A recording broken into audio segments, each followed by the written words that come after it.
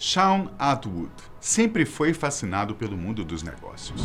E isso com certeza está ligado com seu pai, que foi um vendedor de seguros. Já com seus 14 anos, o jovem sabia que o seu futuro estava destinado a grandes coisas. Só não sabia o rumo que tomaria, depois de uma reviravolta nos seus planos. Para falar a verdade, ninguém sabia ou poderia imaginar. O jovem sonhou com uma vida cheia de acontecimentos e realizações, mas só foi colocar em prática com os seus 22 anos de idade. Ele deixou a Inglaterra para tentar a sorte nos Estados Unidos. O jovem trabalhou como corretor de bolsa de valores por pelo menos 6 anos. No entanto, os seus hábitos noturnos fizeram com que ele conhecesse o mundo das drogas, especialmente o mundo do êxtase. De usuário, ele passou a ser traficante. Para você ter uma ideia, ele teve que ocupar um apartamento inteiro só para guardar o resultado da empreitada. E foi um resultado bem verdinho, diga-se de passagem. Era dinheiro que não acabava mais. Shawn encontrou a chance de fazer um grande negócio importando muitos comprimidos da droga. Eu sou Benjamin e hoje você vai conhecer a história do corretor britânico que se tornou uma espécie de chefão das drogas. Fique com a gente até o final e saiba os altos e baixos dessa história, que não terminou da forma que Shawn queria. A gente meio que consegue entender o lado ambicioso de Shawn. Afinal, quem não gostaria de construir o seu próprio império e se tornar o próximo grande chefão? O problema era a mercadoria que ele vendia, né? O fato disso ser um crime. Então as coisas já começam a se complicar nesse ponto. O jovem nasceu e cresceu numa pequena cidade chamada Widnes, que fica entre Liverpool e Manchester, na Inglaterra. O lugar onde ele morou sempre foi conhecido pelas fabricações de produtos químicos, e isso dava muito dinheiro. Então a gente pode dizer que ele não era uma pessoa em poucas condições financeiras. Mas o gosto pelo dinheiro só desabrochou na adolescência. Por isso, fez questão de investir no mercado de ações. Shawn acabou viciando nessa coisa de ganhar mais e mais dinheiro. Era quase como um vício mesmo, só que com a possibilidade de sempre voltar para casa com mais dinheiro do que antes. O engraçado é que Shawn sempre teve uma família amorosa. A sua avó, inclusive, apresentou a vida noturna para ele na primeira visita ao Arizona, nos Estados Unidos. Todas as pessoas gostavam muito do garoto e achavam interessante a sua ambição logo cedo. Seus professores diziam que Shawn tinha um talento nato para o mundo dos negócios. Era quase uma coisa natural mesmo, como respirar e ver a luz do dia. Nos intervalos entre as aulas, o garoto gostava de ler The Financial Times e traduzir os números e gráficos. Shawn parecia ter a pressa de um cavalo de corrida e investiu em ações com 16 anos de idade. Daí em diante, só ladeira abaixo, ou melhor, acima, não sei. Uma coisa ou outra. Acho que depende do ponto de referência. Lembra que eu disse que ele morava na Inglaterra? Pois é.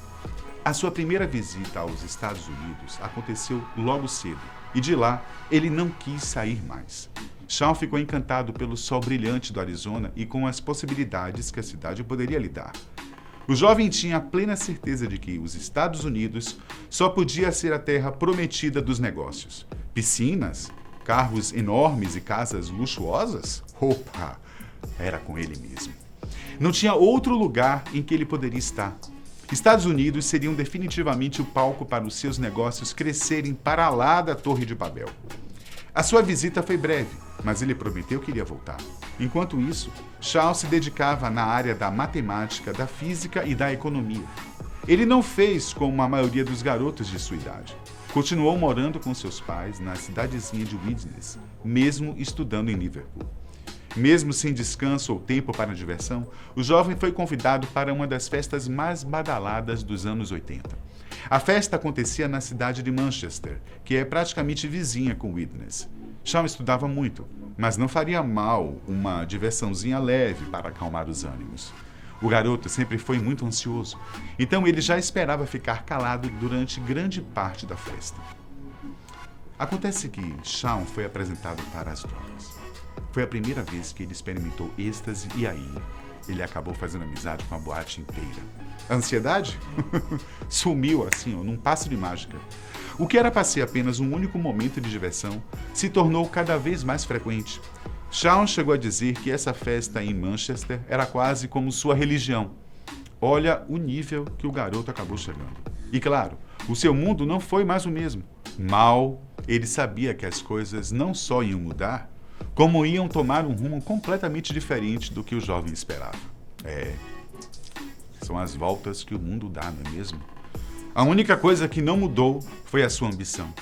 Depois de se formar em administração, o jovem se mudou para o Arizona.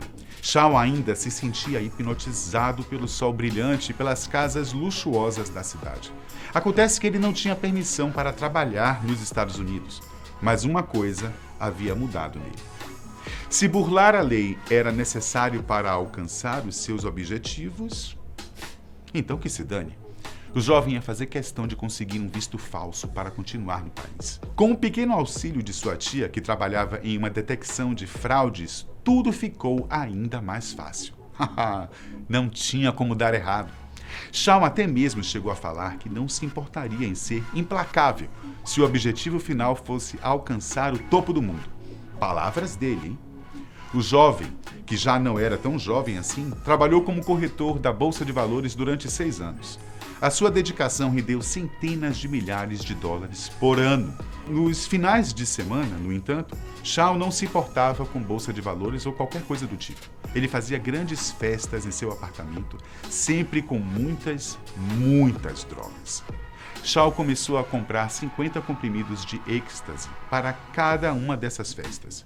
Ele pegava com um traficante da região e distribuía entre os seus amigos. E as coisas só foram piorando. A sua ambição saiu da sua zona de conforto, que era a Bolsa de Valores, e foi parar nos negócios clandestinos. A sua primeira ambição na área foi um tanto quanto ingênua e sonhadora, mas poderia ser preocupante vindo dele. Shaw prometeu fazer com que o Arizona se parecesse com a festa de Manchester. Sim, aquela mesma festa onde tudo começou e onde ele teve o primeiro contato com as drogas. Shaw queria que o Arizona não fosse apenas uma cidade cheia de casas luxuosas sob o sol brilhante.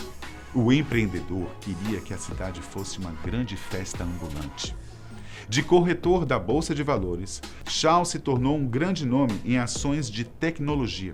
Agora imagine o quanto ele estava ganhando na época. Chuta aí algum número. Eu chutaria assim alguns milhares de dólares. Mas eu já tenho uma informação aqui. O homem dos negócios conseguiu faturar 2 milhões de dólares só em 1997. E, em vez de investir apenas nas ações de tecnologia, ele decidiu dar festas cada vez maiores. Shaw foi até Los Angeles para conseguir mais comprimidos de êxtase. Vendia cada um por 30 dólares, mesmo tendo gastado apenas 10 dólares por comprimido. Os pedidos se tornaram cada vez mais frequentes, porque esse negócio era uma coisa nova no Arizona. Shaw teve que contratar uma equipe que recebia os pagamentos em forma de carros e apartamentos. Como um empreendedor de mão cheia, que sempre foi, ele queria entender de onde vinham os comprimidos. Shaw foi testando novos métodos de importação e isso chegou aos ouvidos da máfia mexicana. Na verdade, tudo aconteceu por acidente. Shaw estava dando uma festa em seu apartamento, como de costume. Tinha um mexicano lá, cheio de tatuagem nos braços, que estava vendendo maconha. O homem não representava ameaça, né? Shaw vendia êxtase. Então, eles meio que equilibraram os negócios do dia. Tudo aconteceu muito rápido. O policial da região sentiu o forte cheiro da maconha e entrou no apartamento. Já era tarde da noite. Ele gritou para todo mundo ouvir: "Ninguém sai daqui!" Mas o mexicano sacou a sua arma como resposta e impediu que o policial se movesse enquanto todo mundo saía do apartamento. Shaw correu para outro apartamento do mesmo prédio, apagou as luzes e ficou atento. Uma hora ou outra, os policiais iam bater na sua porta. No entanto, o que ele escutou foi um barulho na janela.